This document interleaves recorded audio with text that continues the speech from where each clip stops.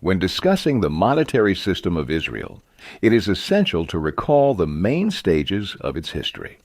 After fleeing Egypt, the ancient Jews established their own state, which was initially ruled by judges and later by kings, Saul, David, and Solomon, 967-928 BC. The unit of weight for metal was the shekel, weighing 8.43 grams, equivalent to the weight of 180 grains of wheat. The smallest unit of weight was the she, the weight of a wheat grain, 0.046 grams, analogous to the Babylonian utatu. 60 shekels made up a mina, from the Babylonian man, to count, and 60 minas made up a talent, or in Hebrew, kikar. After Solomon's death, the state split into the northern kingdom, Israel, and the southern Judah. In 722 BC, Israel was conquered by Assyria. In 586 BC, Judah met the same fate. It was conquered by Babylon, and its inhabitants were relocated to other regions of the Babylonian Empire. In 538 BC, Babylon was subdued by Cyrus the Great, who allowed the Jews to return to their homeland. During the years of Persian rule in Judah, Persian gold and silver coins were in circulation, darics and shekels. The gold coin of the Persian kings, weighing 8.42 grams with the image of the king as an archer, was called stater darekos, or simply Darekos. References to Darekos can be found in the Bible, in the book of Ezra, which discusses the return of the Israelites from Babylonian captivity and the restoration of the temple. It mentions that the Jews collected 61,000 Darekos and 5,000 minas of silver for the temple's restoration. In the mid-4th century, while Judah was still under Persian rule, the minting of its own coins began. I present images of 3 such coins. The first imitates an Athenian obol. The second is a silver drachma, depicting a god on a chariot, usually identified with Yahweh. Finally, a half obol with the inscription Yehud, meaning Judah, and an image of a lily, the symbol of the city of Jerusalem.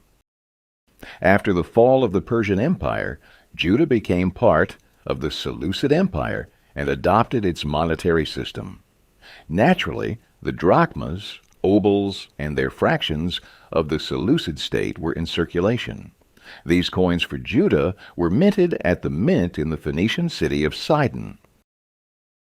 However, the conflicts between the Greeks and the Jews escalated, and in 166 BC, a rebellion broke out led by the Hasmonean brothers, or Maccabees, a nickname for one of the brothers, Judah, meaning the hammer. The rebellion was successful, and in 142 BC, Judea became independent. During the Hasmonean period, the pruta, peruta, and lepton small copper coins began to be minted. The minting of the pruta started around 140 BC and, with minor interruptions, continued until 96 AD. In accordance with the Second Commandment, Hasmonean coins did not depict images of people or animals. Most of the symbols, single or double cornucopia, wreath, anchor, flower, star, helmet, etc., were borrowed from Seleucid coins. Some Jewish motifs, such as the pomegranate and the lily, were added to the usual Hellenistic themes. From 63 BC, the Hasmonean state became dependent on Rome. The rule of the Hasmoneans continued until 37 BC, when Herod came to power, 37-4 BC. During Herod's reign, small change coins were minted in Judea, 8, 4, 2, and 1 pruta. After Herod's death, Emperor Augustus did not trust the governance of the state to any one of Herod's sons alone, but instead divided Judea among them. The eldest, Archelaus, inherited Judea proper. He received the title of ethnarch with a promise to elevate him to king if he proved worthy. The other half of the kingdom was divided between Herod's two other sons, Herod Antipas and Herod Philip, who were named tetrarchs. However, Archelaus displayed incredible cruelty in his position, leading to numerous complaints from his subjects to the emperor.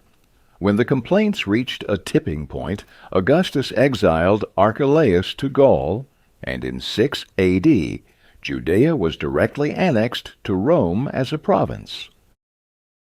From 6 to 41 A.D., Judea was governed by prefects, from 44 to 70 CE by procurators, and later by legates. The prefect of Judea reported to the legate of the Roman province of Syria, who commanded 4 legions. During this period, the Roman monetary system was extended to Judea. Money is mentioned several times in the Gospels in the first half of the 1st century. Recall the famous episode from the Gospel when the Pharisees and Herodians tried to trap Jesus by asking whether it was lawful to pay taxes to Caesar. When they brought him a denarius, Jesus asked, "Whose image and inscription is this?" They replied, "Caesar's." Then came his famous answer, "Render unto Caesar the things that are Caesar's." Naturally, the image and inscription of the Roman emperor could only be on Roman denarii. In another instance, Jesus tells the parable of the lost drachma. What woman, having 10 drachmas, if she loses 1 drachma, does not light a lamp, sweep the house, and search carefully until she finds it? And when she finds it, she calls her friends and neighbors together and says, "Rejoice with me, for I have found the drachma which I lost." Possibly, this refers to cystophory, coins whose weight was a multiple of the drachma, minted in the Roman Empire for Greek-speaking provinces. The most well-known episode is with the 30 pieces of silver received by Judas Iscariot for his betrayal. However, most researchers believe that these were not Roman denarii, but another type of coin. What coin exactly? Let's try to determine. Every Jew was required to pay a temple tax, 1 didrachma, or stater. This tax was accepted in a specific coin, the Tyrian stater, or shekel, and money changers in the temple courtyard exchanged other coins for this shekel. So, Judas received temple silver, Tyrian shekels. However, what puzzles me about this version is that from 125 B.C. to 56 A.D., the coin's obverse depicted the Phoenician god Melkart, which was not very acceptable to Jews, but no other version has been proposed yet. Evidently, the same coin is mentioned in the episode where a tax collector approaches Peter, asking if his teacher will pay the didrachma. Jesus explained to Peter that he, as the Son of God, was exempt from this tax. But to avoid offending anyone, he told him, "Go to the sea, cast in a hook, and take the first fish that comes up. When you open its mouth, you will find a stater. Take that and give it to them." Finally, in the well-known parable of the widow who gave her last 2 mites to the temple, the coin mentioned was small change, minted for Judea by Roman governors, both prefects and later procurators. These were small change coins denominated in pruta and smaller denominations, featuring images of a palm tree, 1 or 3 ears of barley, a double cornucopia, an olive or palm branch, grape leaves, an amphora, and similar symbols. All coins were marked with the year of the respective emperor's reign. The coins were minted in Jerusalem and primarily featured Jewish rather than Roman symbolism, as Roman authorities tried not to offend Jewish religious sentiments. Only Pontius Pilate, with his characteristic tactlessness, allowed the minting of coins with pagan symbols. Note that on the obverse of the lepton minted for Judea, Pilate inexplicably ordered the depiction of a lituus the staff of a Roman augur used for auspices, divination by observing the flight of birds. The specter of freedom briefly reappeared in 44 AD, when Judea was restored as a dependent kingdom under King Herod Agrippa I, grandson of Herod the Great. However, after Agrippa's death, Judea again became a Roman province. Agrippa I also minted small change coins of two types: for Judea, with Jewish symbols depicting the royal canopy and 3 ears of barley, and for non-Jewish regions of his kingdom, with his portrait and that of Emperor Claudius. Particularly interesting is the minting of coins during the years of the First Jewish Revolt, also known as the Jewish War, which lasted from 66 to 71 AD. During the Jewish War, the rebelling Jews minted not only small change coins, but also, for the first time in Jewish history, silver shekels as a symbol of complete independence. These coins were crafted to a high technical and artistic standard. The coins bear inscriptions in Hebrew: Jerusalem the Holy, and Shekel of Israel, with an image of a chalice on the obverse and a branch with 3 pomegranates on the reverse. Bronze pruta and quarter shekels were also minted. After the suppression of the revolt, Emperor Vespasian issued a sestertius in 71 AD with the inscription Judea Capta to commemorate the victory over the rebels.